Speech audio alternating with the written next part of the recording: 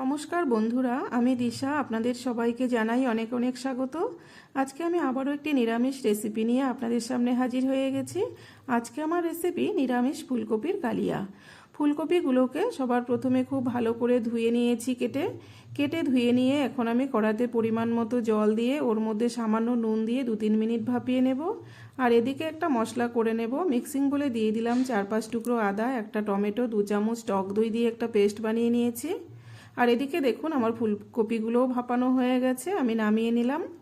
নিয়ে কড়াতে দিয়ে দিলাম পরিমাণ মতো সর্ষের তেল, দিয়ে তেলটা গরম হয়ে গেলে 1 চামচ নুন দিয়ে আমি ফুলকপিগুলো দিয়ে সামান্য হলুদ গুঁড়ো দিয়ে খুব ভালো করে লাল লাল করে ভেজে নেব। এই নিরামিষ ফুলকপির কালিয়া কিন্তু যে কোনো আমিষ রান্নার স্বাদকে হার মানাবে।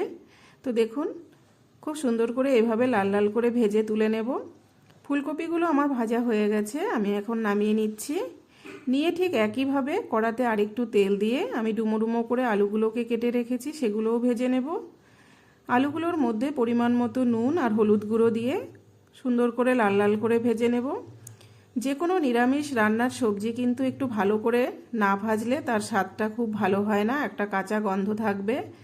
আলুগুলো ভেজে তুলে নিয়ে এখন ওই কড়াতে দিয়ে দিলাম তেলের মধ্যে একটা গোটা শুকনো লঙ্কা, গোটা জিরে, এলাচ, দারচিনি, লবঙ্গ, একটা তেজপাতা দিয়ে পেস্ট করে রাখা মশলাটা দিয়ে দিলাম। দিয়ে বাটিটা ধুয়ে একটু জল দিয়ে দিয়েছি, দিয়ে একটু নাড়াচাড়া করে ওর মধ্যে দিয়ে দিলাম 1 চামচ নুন, 1 চামচ হলুদ গুঁড়ো, জিরে গুঁড়ো, লঙ্কার গুঁড়ো দিয়ে খুব ভালো করে আমি এভাবে কষিয়ে নেব। কিছুক্ষণ কষিয়ে নেওয়ার পর তেল ছেড়ে গেলে ওর মধ্যে দিয়ে দিলাম পরিমাণ মতো চিনি। এখানে যে কোনো তরকারিতে চিনি দিলে কিন্তু এই নিরামিষ তরকারির স্বাদটা খুবই ভালো হয়। তো দেখুন চিনিটা দিয়ে একটু নেড়ে চেড়ে এর মধ্যে আমি ভেজে রাখা আলুগুলো দিয়ে খুব ভালো করে এভাবে কষিয়ে নেব। আমি আগে থেকেই আলুগুলো মশলার মধ্যে দিয়ে দিয়েছি, তাতে করে আলুগুলো খুব ভালো করে সেদ্ধ হয়ে যাবে, যেহেতু ফুলকপিটা হাফ সেদ্ধ হয়ে গেছে ভাজার সময়।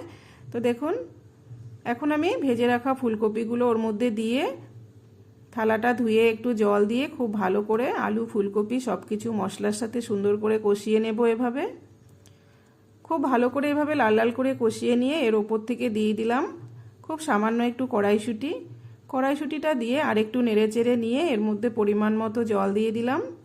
এখানে কিন্তু এই ফুলকপির কালিয়াটা খুব বেশি ঘনও হবে না, পাতলাও হবে না। তো দেখুন ঝোলটা ফুটে গেছে, ফুলকপি, আলু সব কিছু কিন্তু খুব ভালো করে সেদ্ধ হয়ে গেছে। এখন আমি ওপর থেকে 1/2 চামচ গরম মশলার গুঁড়ো দিয়ে দিলাম, দিয়ে ঝোলটার সাথে খুব ভালো করে নেড়ে চেড়ে মিশিয়ে দিয়ে 1 চামচ ঘি দিয়ে দিলাম। ঘিটা দিয়েই কিন্তু এখন আমি নামিয়ে দেব। রেসিপিটি ভালো লাগলে লাইক, কমেন্ট, শেয়ার করবেন, পেজটিকে ফলো করবেন। ইউটিউব থেকে যারা দেখছেন চ্যানেলটিকে সাবস্ক্রাইব করে সাথে থাকবেন।